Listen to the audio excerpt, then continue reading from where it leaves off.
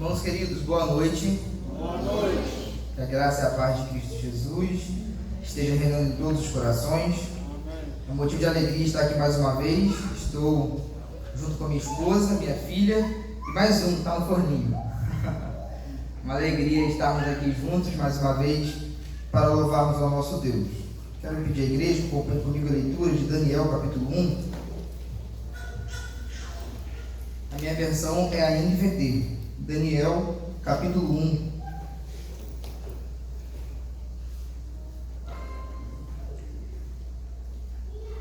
Faremos a leitura de todo o capítulo.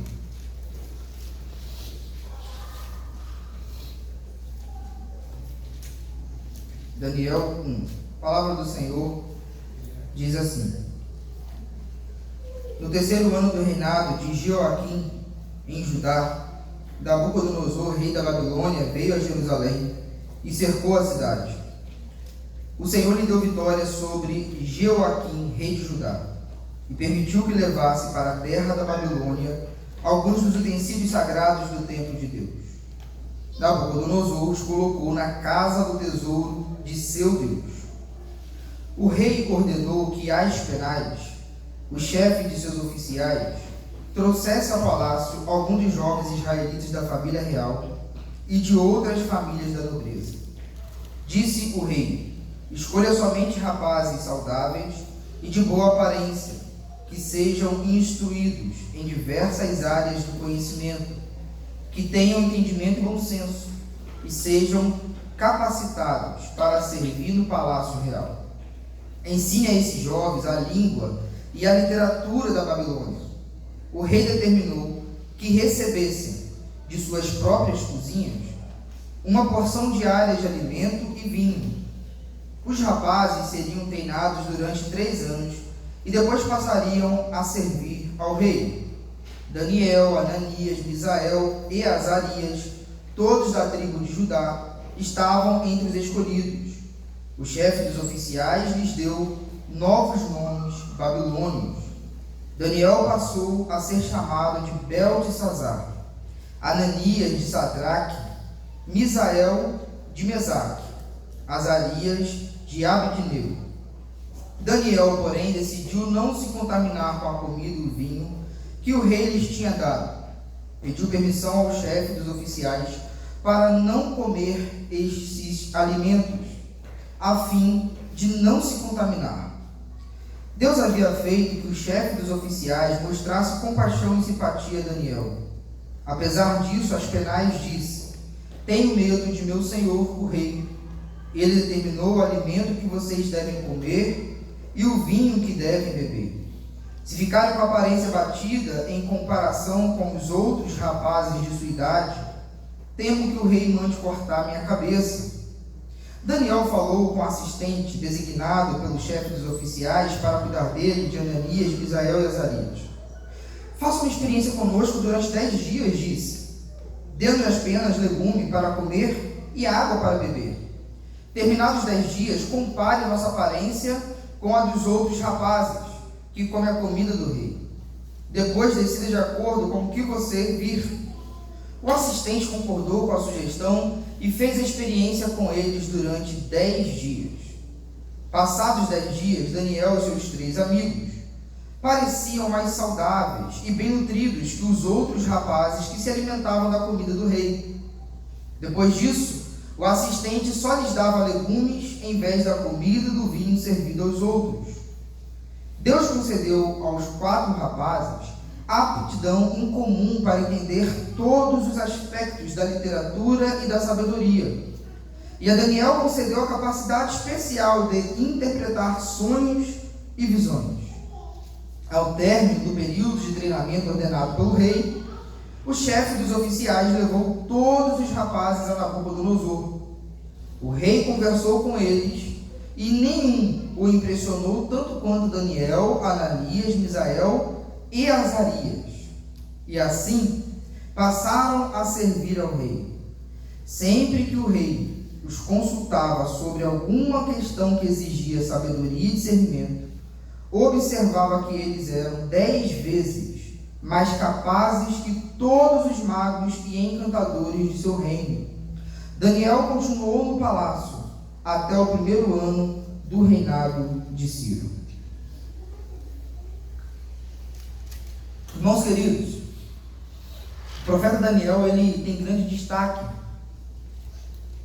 nas Escrituras, tanto que Ezequiel, que também foi um dos exilados, ao apregoar a certeza do juízo de Deus sobre Jerusalém, colocou Noé, Ló, Jó e Daniel juntos, numa lista tríplice de grandes homens íntegros.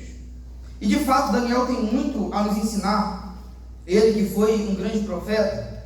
E eu gostaria de destacar algumas lições nesse capítulo 1, que será muito pertinente para a nossa vida cristã e a nossa saúde espiritual. Mas antes disso, é importante nós salientarmos algo. Todos nós sabemos que o reino do sul, Judá, foi distraído por Nabucodonosor, o império da Babilônia. Mas antes de Nabucodonosor destruir Jerusalém, o reino do sul, Judá, Nabucodonosor fez duas incursões antes da destruição, em 597 a.C. e a primeira em 605 a.C. E é importante nós observarmos que foi em 605, na primeira incursão de Nabucodonosor a Jerusalém, que aconteceu esse episódio a qual nós acabamos de ler. E Daniel foi levado junto com a nobreza para Nabucodonosor para servir em seu palácio em na Babilônia. Então observe que Daniel foi um dos primeiros capturados para servir Nabucodonosor na Babilônia. E por que isso é importante? Porque Daniel, ele foi um profeta por 10 desafios. E quando isso aqui aconteceu, Daniel tinha provavelmente entre 14 a 16 anos. Alguns comentaristas vão dizer que ele chega a 18, e alguns outros vão dizer, inclusive, que ele tinha de 12 a 14. Mas eu quero sugerir que ele tinha entre 14 a 16 anos. E isso é impressionante, porque quando a gente lê Daniel, nós temos em mente um personagem quase que estático, como um grande profeta, já de barba branca, já crescido, já vivido. Mas nós observamos aqui no capítulo 1 uma grande maturidade no Daniel, que ainda é adolescente. Entre 14 e 16 anos, a gente lê o capítulo 1, e se a gente relê o capítulo com essa perspectiva de sua idade, a gente fica espantado. Tamanha a fidelidade desse servo do Senhor, tamanha a sua maturidade, tamanha a sua integridade. E essa é a primeira coisa, a primeira lição que eu quero destacar aqui com os irmãos, que Daniel e os seus 3 amigos, apesar da pouca idade, mostraram grande maturidade espiritual, o que é algo extraordinário e que muito nos ensina. Irmãos queridos, nós, às vezes até que de maneira inconsciente, quando nós nos deparamos com um adolescente, com um jovem, parece que já está pressuposto em nossa mente que ele está na fase de errar. Não, é a faixa etária para errar, para tentar, para experimentar, para errar e depois se acerta. Mas eu quero dizer, baseado em Daniel, que isso não é uma verdade. E que se a gente crer nisso e cai nessa artimanha, certamente Satanás tem nos ensinado muito mais do que as Escrituras. Porque a adolescência é uma fase distinta, sim, da vida no ser humano. Não obstante a sua peculiaridade, ela não é uma faixa etária que dá uma licença moral.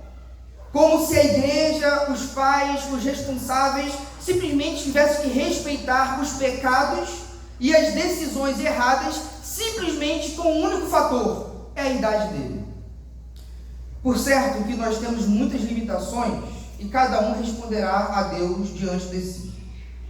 Mas nós, enquanto tutores dos adolescentes, dos jovens, da juventude, precisamos sim, de maneira sábia, é óbvio, confrontar, discipular e direcionar a adolescência para a honra e para a glória de Deus. Porque como nós acabamos de ler, é possível uma pessoa ter pouca idade e ainda assim se mostrar com grande maturidade espiritual. O mundo não subestima a adolescência dos nossos jovens, a pouca idade. Eles vão ao ensino médio, vão à faculdade e são expostos a inúmeras teorias e ideologias que são contra o reino de Deus.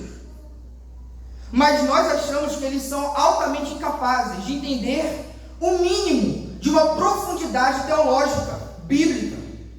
Porque, afinal de contas, eles não têm capacidade para entender isso. O mundo não pensa assim. Tanto que investe pesado. E nós precisamos parar, em nome de Cristo Jesus, de subestimar os nossos adolescentes e os mais novos. Porque é possível sim construir, no poder do Espírito Santo, um caráter ligado e maturo para a honra e glória do nosso Senhor. E como que a gente pode perceber uma maturidade na vida de Daniel? Aqui eu quero elencar alguns pontos que nos mostra a grandiosidade e a maturidade desse homem, e serve para todos agora, não apenas para os jovens, não apenas para os adolescentes, mas é algo extraordinário que Daniel irá nos ensinar. Primeiro, Daniel, ele era nobre. Tanto é que Nabucodonosor mandou levar os nobres, a nobreza, os capacitados para a Babilônia. E mesmo sendo da família real, ele nesse momento deixou de sê-lo e se tornou um vassalo numa terra estranha, numa terra que tinha outras culturas, outros valores, outras crenças. E ele foi raptado para lá. Daniel não está aqui numa viagem da juventude querendo descobrir o mundo. Ele foi raptado à sua terra. E como que a gente consegue perceber uma maturidade na vida de Daniel? Pelo menos duas coisas. A despeito de ter os seus planos frustrados, porque nós vimos que ele foi um jovem muito bem educado, ele era da nobreza, ele tinha conhecimento, porque uma das características que as penais tinham que avaliar nos jovens era a sua destreza educacional. Uma pessoa que vive assim, não vive assim à toa, vive assim porque planeja viver algo grande. E Daniel teve seus planos frustrados, foi raptado para a Babilônia, separado da sua família. O que ele queria ser e fazer a gente não sabe, mas certamente ele tinha planos. Mas mesmo assim, tendo tudo isso jogado por terra, por causa da invasão de seus inimigos em Judá, em Jerusalém, ele não se abateu na vida, ele não chutou o balde da vida, ele não caiu numa tristeza e numa depressão ao ponto de tirar-lhe o fôlego da vida. E aí nós entramos então no segundo ponto, é que Daniel mostra grande maturidade, porque ele soube lidar com a contrariedade. E aqui é um ponto muito sensível que mexe muito com a gente. Bom, se você é ser humano como eu, você não gosta de ser contrariado. Mas a vida, e agora o maior, nem mesmo Deus respeita isso. Nem mesmo Deus. A vida é feita de contradições. A vida é feita de planos frustrados. A vida é feita de mudanças de rota. E às vezes, o seu objetor, a pessoa que vai se opor aos seus planos, é o próprio Deus. Porque aqui foi Nabucodonosor, correto, mas Nabucodonosor foi vara de Deus para castigar o povo da aliança. Mas Daniel, mesmo sendo contrariado, ele viveu e viveu bem.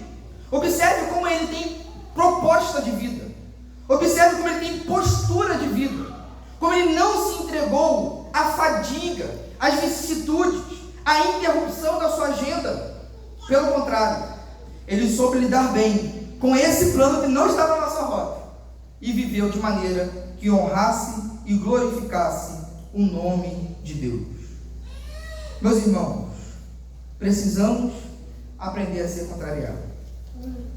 Quando seu pastor te exorta por causa de um pecado, agradeça por essa exortação. Quando seu cônjuge te chama a atenção por alguma coisa esquisita, agradeça isso. Quando você planejou todo um caminho de vida e Deus se opôs, agradeça a Deus. E aprenda a lidar com a contrariedade de maneira que glorifique o nome de Deus. Pois bem, vamos avançar um pouco. Quero pedir aos irmãos a atenção para o versículo 4 do primeiro capítulo, que diz assim: Disse o rei: escolha somente rapazes saudáveis e de boa aparência, que sejam instruídos em diversas áreas do conhecimento, que tenham entendimento e bom senso, e sejam capacitados para servir no palácio real. Irmãos queridos, Aspenaz, o oficial da Babilônia, não chegou em Jerusalém e fez um concurso para saber quem era apto a servir ao rei. Aspenaz simplesmente chegou já tomando todo o currículo e vendo quem é que poderia servi-lo. E por que isso é importante ser destacado? Porque Daniel e os seus 3 amigos, que nós conhecemos como Sadraque, Mesaque e Abednego, eles já estavam preparados para a situação que se opôs às suas vidas. E o que nós aprendemos com isso? Que assim como Daniel e seus amigos, nós não devemos desperdiçar as oportunidades do agora para a nossa vida. Observe como que eles usaram a sua adolescência, a sua faixa etária da juventude para estudar, para aprender, para desenvolver um caráter. Mas eu sei que a maioria aqui não é adolescente, e eu te pergunto, qual é a oportunidade que o Senhor tem te dado para se aperfeiçoar enquanto ser humano, enquanto discípulo de Jesus, enquanto pai, enquanto cônjuge, enquanto ovelha, enquanto membro de igreja? Meus irmãos, é muito impressionante como que o rei pediu jovens com 2 especialidades: saúde física e capacidade educacional e intelectual. Observe como que Daniel e os seus 3 amigos nos ensina que aquilo que diz respeito ao ser humano, na sua integralidade de ser, seja no corpo, seja na mente, seja no nosso físico, seja no nosso coração, nós precisamos aproveitar todas as oportunidades da vida, de tal maneira que possamos lograr êxito em sermos uma pessoa melhor, para a honra e para a glória de Deus. Muitas vezes, quando a vida muda os nossos planos, quando a nossa vida é mudada por força maior,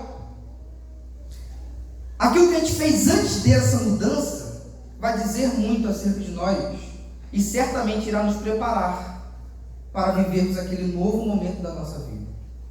Eu queria te encorajar a aproveitar tudo aquilo que o Senhor tem dado em suas mãos, de tal maneira que você possa produzir em si mesmo um ser humano mais parecido com Cristo Jesus. Aproveite as oportunidades. Como a gente está falando aqui de jovens e adolescentes, quero falar para os adolescentes: honre a sua adolescência, porque é dom de Deus, é presente de Deus. Deus tem dado a vocês força, capacidade e informação como ninguém aqui da outra geração teve. Use isso para desenvolver uma pessoa que irá glorificar a Deus, porque de fato a adolescência é um momento muito propício a tomarmos decisões que irão ecoar em toda a nossa vida. Por isso digo com muito carinho, com muito amor, aproveite esse momento na sua vida. Vamos caminhar um pouco mais, meus irmãos, e nós vamos chegar aqui num ponto muito importante do sermão, que é no versículo 5, 6, 7 e 8. Observe comigo, do versículo 5 ao 8. O rei determinou que recebesse de suas próprias cozinhas uma porção diária de alimento e vinho. Os rapazes seriam treinados durante 3 anos e depois passariam a servir ao rei. Daniel, Ananias, Misael, Azarias, todos da tribo de Judá, estavam entre os escolhidos. O chefe dos oficiais lhes deu novos nomes babilônicos. Daniel passou a ser chamado Beltesazar, Ananias de Sadraque, Misael de Mesaque e Azarias de Abednego. Daniel, porém, decidiu não se contaminar com a comida e o vinho que o rei lhes tinha dado. Pediu permissão ao chefe dos oficiais para não comer esses alimentos, a fim de não se contaminar. Meus irmãos, observe que o rei mandou novas comidas para esses jovens. Eles tinham que experimentar as comidas do Império Babilônico. Foram transportados para uma outra cidade, e de novo, outra cidade significa outra cultura, outros valores. E observe que também foi dado a eles novos nomes. O que isso nos ensina? Que o mundo, tal como Nabucodonosor e Babilônia, quer imprimir em nós uma identidade distinta daquela que o próprio Cristo quer forjar em nosso coração. E o que isso nos ensina? Que Daniel, bem como seus amigos, tinham clareza e convicção da sua identidade moral.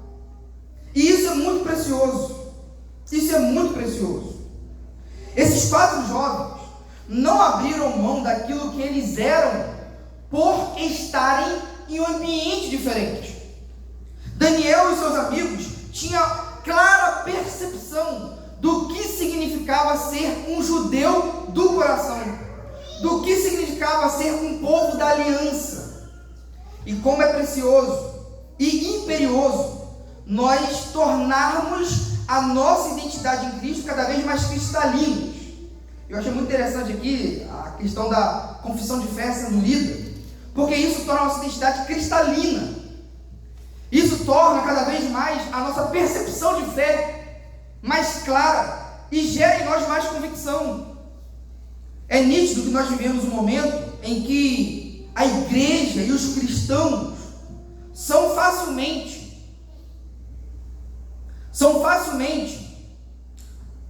corrompidos a depender do lugar e da pessoa com quem está.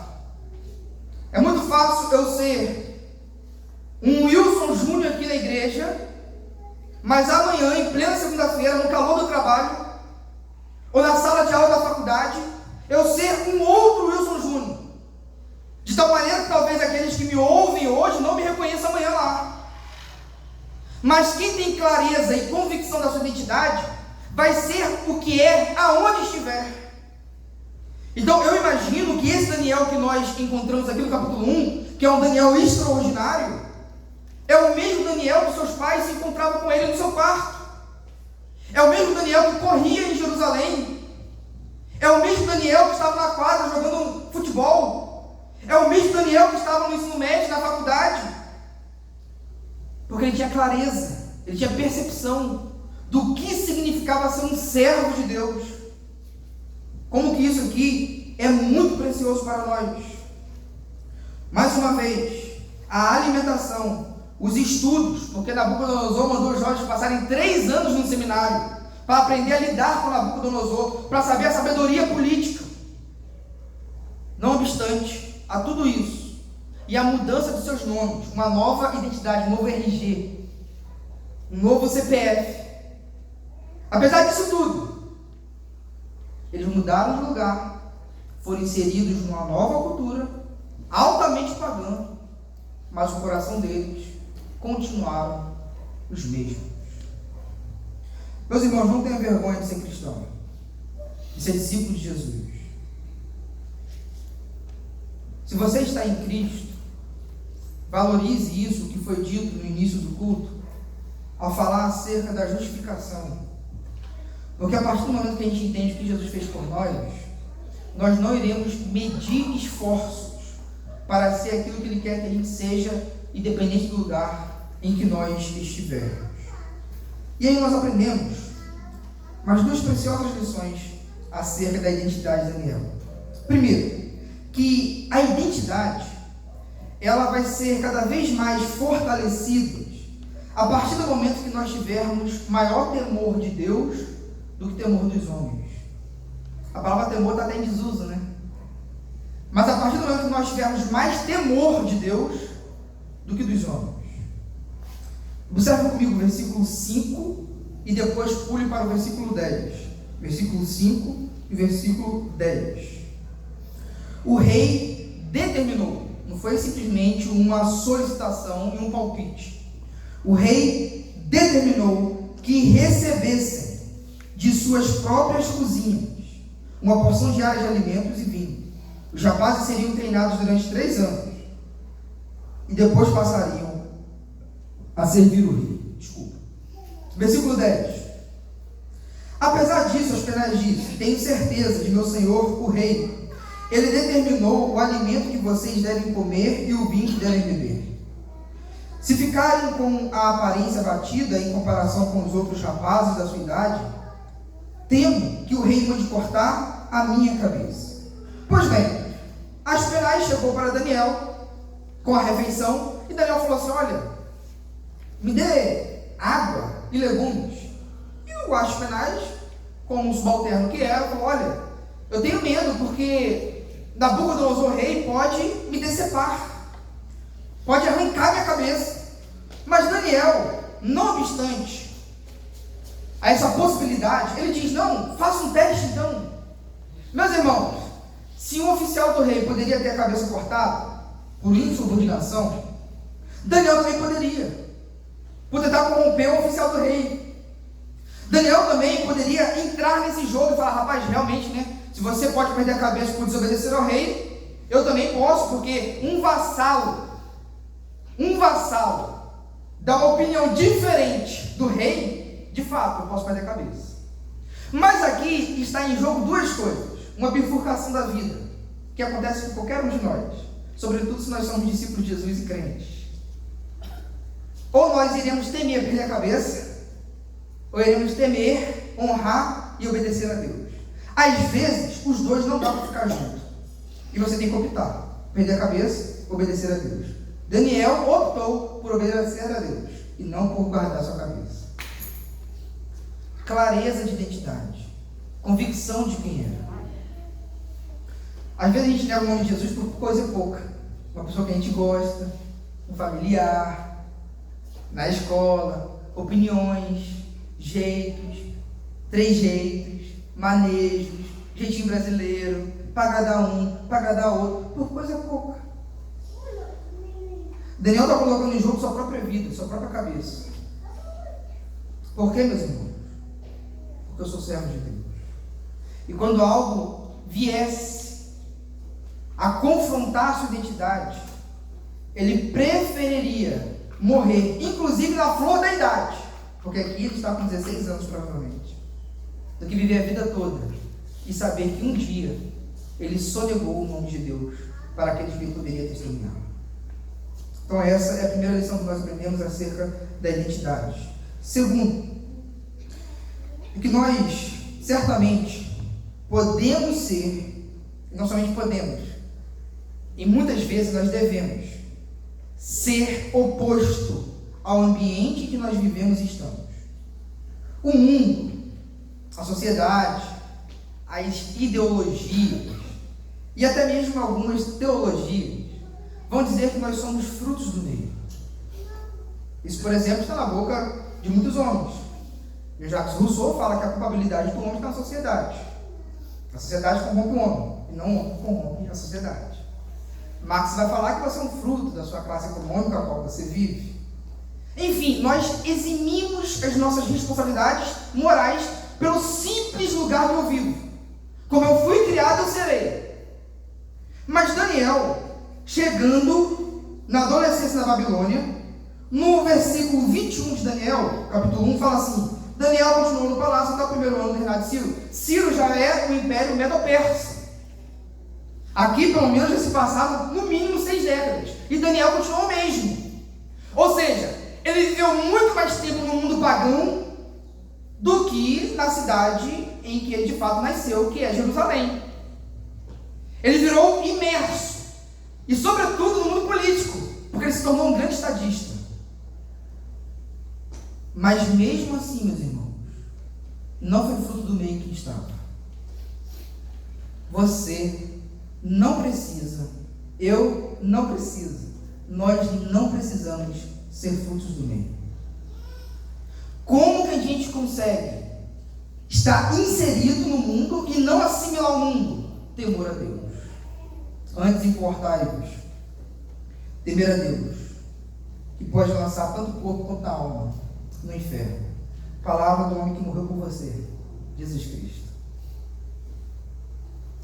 Meus irmãos queridos, Não deixe que esses germes de falsa teologia entre em sua cabeça e comece simplesmente desorientar a bússola do seu coração, que deve ser a palavra de Deus. É possível sim estarmos inseridos sem assimilação do mundo. Para encerrarmos, quero que os irmãos leiam comigo o versículo 8 e 9. Só o versículo 8. A palavra de Deus diz assim: Daniel, porém, decidiu não se contaminar com a comida e o vinho que o rei lhe tinha dado. Observe agora. Pediu permissão ao chefe dos oficiais para não comer esses alimentos, a fim de não se contaminar. Bom, eu tenho dito aqui que nós podemos ter uma vida madura, correto? Para nós aproveitarmos as oportunidades da vida, e que nós devemos ter clareza e convicção da nossa identidade moral. Nós podemos ter muitas identidades, né? Enquanto estudante, eu sou estudante de Direito. Enquanto vocação de vida, eu sou marido, sou pai. Enquanto profissão, né? Enquanto vocação de vida, eu sou pastor. Mas nós devemos ter a nossa identidade mais básica, que é servo de Deus. E a partir dessa identidade, nós devemos irradiar para as outras esses valores e essas crenças. Tudo isso tem ficado claro, assim eu espero.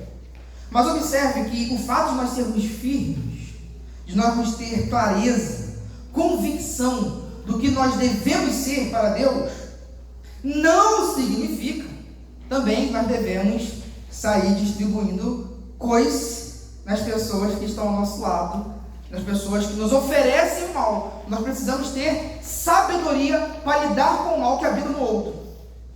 Observe que Daniel, ele tinha muita convicção, ele tinha fibra moral. Eu sou judeu, eu não vou me contaminar. Mas quando ele chegou para o oficial, que ofereceu para ele um alimento e deu a ele novos nomes, o que ele fez? Pediu permissão.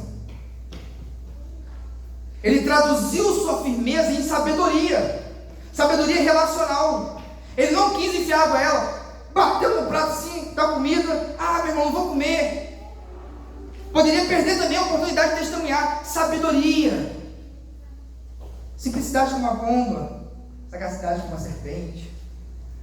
Nós vivemos num mundo caído, e nós vamos colidir entre valores e crenças com várias pessoas, mas nós precisamos desse tato. Às vezes é necessário nós nos afirmarmos com muita segurança, mas às vezes é necessário se afirmar com uma certa ponderação. Daniel respeitou o oficial do rei, e por causa disso ele galgou grandes posições. Se tornou conselheiro de Nabucodonosor, viveu o resto da vida no palácio, e chegou a ser, no Império Medo-Persa, o segundo homem mais poderoso de todo o Império, abaixo apenas do rei, sem negociar seus valores e seus princípios. Mas tudo que eu falei aqui não é um caminho nem 7 passos para a vitória. Às vezes você vai seguir o caminho de Daniel na vida moral, mas vai perder a cabeça, não vai chegar a ser vice-rei. Mas as circunstâncias deixa com Deus. Se importe em ser um servo de Deus. Amém, meus irmãos? Quero chamar aqui o nosso irmão para encerrar o culto. Agradeço a oportunidade. Sempre uma alegria estar aqui com os irmãos.